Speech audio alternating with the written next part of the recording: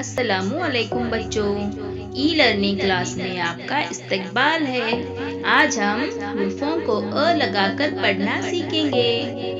ब बा, प पा, त ता, ट टा, स सा,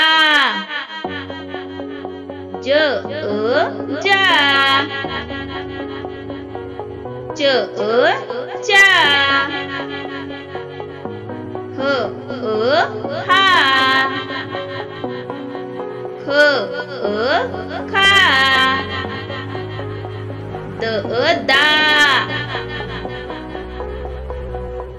ड डा, ज जा, र रा,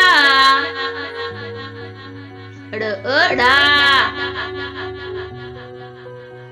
ज जा, ज जा।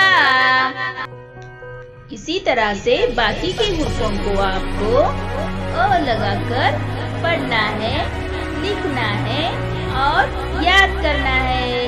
शुक्रिया।